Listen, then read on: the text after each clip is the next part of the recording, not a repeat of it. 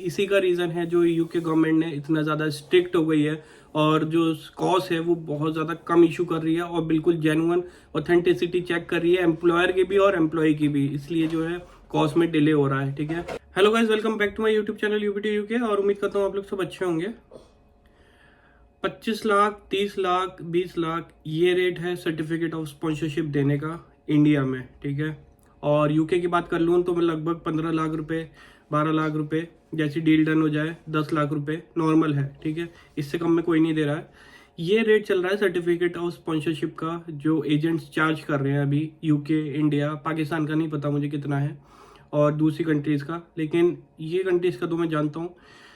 Actual cost कितनी होती है सर्टिफिकेट ऑफ स्पॉन्सरशिप की जो यूके गवर्नमेंट ने फिक्स की हुई है, जो एम्प्लॉयर को देनी पड़ती है, वो उसके बारे में आज बात करेंगे हम।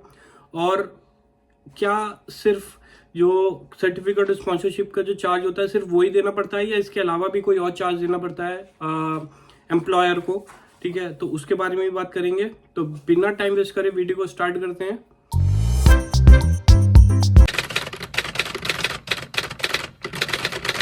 जो मेरे चैनल फर्स्ट टाइम आया उनको बता दूं, मेरा नाम विवेक मसीह है, मैं यूपी इंडिया से बिलोंग करता हूं, इस टाइम यूके में हूं। गाइस, आप लोगों के लिए एक टेलीग्राम चैनल भी बनाया हुआ है जिसमें स्पॉन्सरशिप जॉब्स पोस्ट करता हूं डेली, लिंक डिस्क्रिप्शन में आप जाके चेक कर सकते हैं।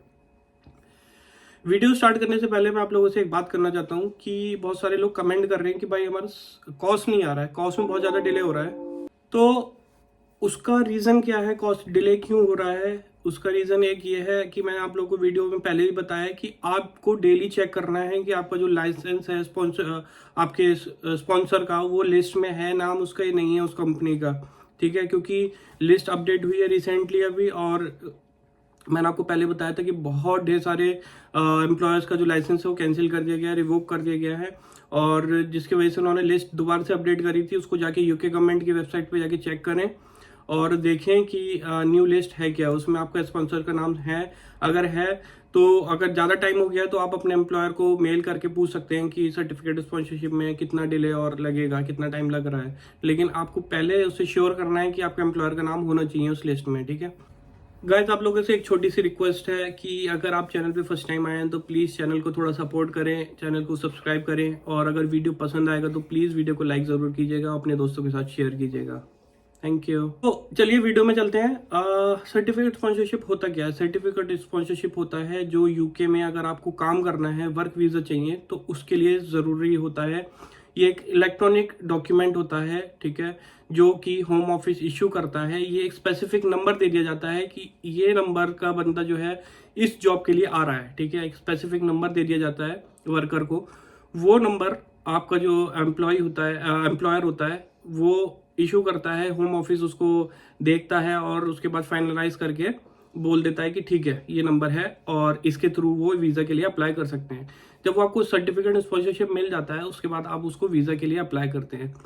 उसके बाद मैं आपको बताता हूँ कि सर्टिफिकेट ऑफ स्पॉन्सरशिप के लिए फीस कितनी लगती है। हर कैटेगरी के लिए अलग अलग फीस है। तो सर्टिफिकेट स्पॉन्सरशिप के लिए फीस कितनी होती है जो कि एम्प्लॉयर को पे करनी पड़ती है होम ऑफिस को, जब वो एम्प्लॉयर सर्टिफिकेट स्पॉन्सरशिप के लिए अप्लाई करते हैं, जिसे कॉस्ट बोलते हैं। कॉस्ट के लिए जब वो अप्लाई करते हैं तो उसको फीस कितनी देनी पड़ती है। ठीक है, तो जैसे कि आपको स्क्रीन पर दिख रहा होगा, you will need to pay a fees when you assign a when you assign a certificate to a worker. How much a certificate will cost depends on the type of sponsor license you have. आपको मतलब जो sponsorship licence है उनके पास, employer के पास, उस पर depend करता है कि आपकी फीस कितनी होगी। टाइप ऑफ लाइसेंस के टाइप देखिए कौन कौन से होते हैं। तो वर्कर होता है जिसमें except workers on the international sportsman visa, इसकी फीस है 239 पाउंड। ठीक है, टेम्परेरी वर्कर उसकी फीस होती है 25 pound. International sports person when the certificate of sponsorship assigned for more than 12 months, वो है 239 पाउंड स्पोर्ट्स पर्सन के लिए।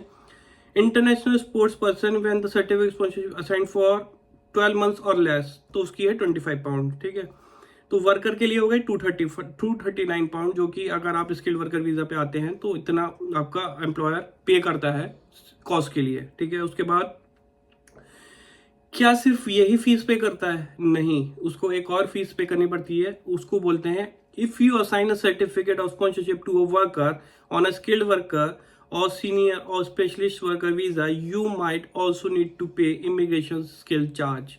ठीक है, इमिग्रेशन स्किल चार्ज पे करना पड़ता है। बहुत बार ऐसा होता है कि आपके जो एम्प्लॉयर होता है उसको ये भी नहीं पता होता है कि अगर न्यू एम्प्लॉयर है तो कि उसको ये चार्ज भी फीस जो है वो पे करनी है। बहुत बहुत कम रेयर केस में ऐसा होता है कि उनको नहीं पता होता है, तो उसमें आपको टेंशन लेने वाली बात कोई नहीं है। अगर वो नहीं फी पे कर पाते हैं तो उसमें सिर्फ डिले होता है कॉस्ट में। आपका जो होम ऑफिस है वो होम ऑफिस एम्प्लॉयर से बोलता है कि आपने जो ये इमिग्रेशन स्किल चार्ज है वो आपको पे करना है, आप इसको पे करिए, तब वो एम्प्लॉयर पे करता है तो कॉस्ट इश्यू होता है, तो उस केस में भी डिले होता है। ठीक है, अब मैं बताता हूँ इमिग्रेशन स्किल चार्ज होता क्या है। You might have to pay an additional charge when you assign a certificate sponsorship to someone applying for a skilled worker visa or senior or specialist worker visa. This is called the immigration skill charge. You pay the immigration skill charge if they applying for a visa from, अगर आपको पे करना है जब वो outside the UK to work in the UK for 6 months or more, अगर वो 6 महीने या उससे ज़्यादा के लिए काम करने आते हैं यूके के अंदर बाहर से, या फिर inside the UK for a length of time, या फिर वो यूके के अंदर ही हैं और उनको काम करना है कुछ लंबे समय के लिए, तब वो जो है आपको पे करना है ये। ठीक है, आपको कब फी पे नहीं करनी होती है इमिग्रेशन स्किल चार्ज, ये जो एम्प्लॉयर को कब फी नहीं पे करनी पड़ती है, वो ये सर्टेन लोगों को छूट है। You will not have to pay the charge if you are sponsoring someone with the one of the following occupation codes. ये वाले occupation code को छूट है। ठीक है, chemical scientist, biological scientist, physical scientist, social and humanities, तो ये वाली जो कैटेगरीज है इन लोगों को जो है फीस पे करनी नहीं होती है। अब ये जो फीस है immigration health charge skill charge, ये होता कितना है, how to pay, you pay the immigration health skill charge when you assign a certificate sponsorship to the worker, ये तब पे करना पड़ता है जब कॉस्ट इश्यू करते हैं। How much it cost, the amount you need to pay is based on the size of the organisation, how long the worker will work for you using the start and end date on their sponsorship certificate। तो ये दो चीज़ों पे matter करती है, एक तो organisation कितनी बड़ी है। ठीक है, जैसे कि आप सपोज करो NHS है या और कोई बॉडी है, लाइक स्कूल में रिक्रूट करते हैं या कोई और मतलब बड़ी ऑर्गेनाइजेशन है, तो उनको ज़्यादा फीस पे करनी पड़ती है, रादर देन कि जो छोटे होते हैं उनको कम फीस पे करनी पड़ती है। ठीक है, उसके बाद उस पर डिपेंड करता है कि लेंथ कितनी है वीज़ा की, लाइक जो सर्टिफिकेट ऑफ स्पॉन्सरशिप आप इशू कर रहे हो, कॉस्ट इशू कर रहे हो, उसकी लेंथ कितनी है, उस पर भी डिपेंड करता है इस फीस का। ठीक है, इसमें और कुछ लोगों को जो छूट मिलती है, ठीक है, कुछ और लोग होते हैं जिसमें इमिग्रेशन स्किल चार्ज नहीं पे करना पड़ता उनको, वो कौन होते हैं। You also might not have to pay the charge if you are sponsoring a worker who was assigned the certificate before 6th of April 2017. There is more information इस साइट पे जाके आप देख सकते हैं। You will not need to pay the charge for any of the workers dependents, for example their partner or child। तो सिर्फ main applicant का जो अगर स्किल्ड वर्कर पे आ रहा है तो मेन एप्लीकेंट का ही पे करना पड़ता है एम्प्लॉयर को, वो डिपेंडेंट्स कोई भी आए इनके साथ उनका कुछ भी पे करने की ज़रूरत नहीं होती है। कुछ होते हैं जो बोलते हैं कि आपके पार्टनर, आपकी फैमिली का को भी हमको ये पे करना पड़ेगा, इतना खर्चा आएगा, उतना खर्चा आएगा, मतलब बातें बनाने के लिए, तो ऐसा कुछ भी नहीं है, सिर्फ मेन एप्लीकेंट का ही उनको पे करना पड़ता है। आगे देखिए, if you are sponsoring someone who has a UK student visa to switch to worker visa, you will not have to pay the charge if they switch to either a skilled worker or senior or specialist worker visa and then extend their stay on the new visa।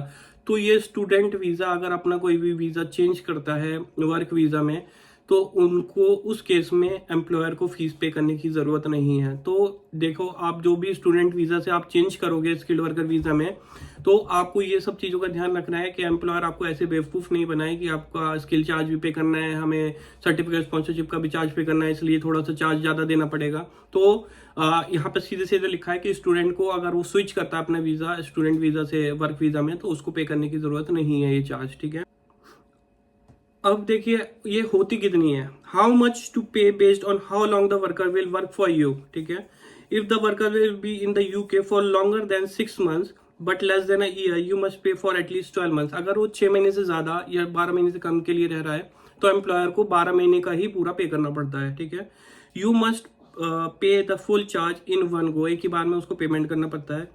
The longest you can sponsor a worker for is 5 years, so the most you will have to pay is, अगर वो 5 years के लिए आपको visa देता है, certificate sponsorship देता है, तो उसकी फीस कितनी है 1820। इतनी बैठती है 5 ईयर्स के लिए। कैसे? 364 pound into 5 years if you are a small or charitable sponsor, अगर आप स्मॉल या फिर चैरिटेबल स्पॉन्सर हैं तो। ठीक है। सेकंड है 5000 बैठती है 5 साल की, 1000 पर year if you are medium or large sponsor. Large sponsor मैंने आपको बताई दिए कौन हो गए। ठीक है। और चैरिटी स्पॉन्सर्स कौन से होते हैं? You are a charity sponsor if you are a registered charity in England, a registered charity in Scotland, a registered charity in Northern Ireland, an accepted charity and exempt charity। तो ये सारी जो category हैं वो charity में आएंगे, उनका जो फीस है वो कम रहती है। ठीक है। अगर इसके अलावा कोई भी है तो उसकी फीस आपको मैंने बता दी कितनी रहती है। ठीक है।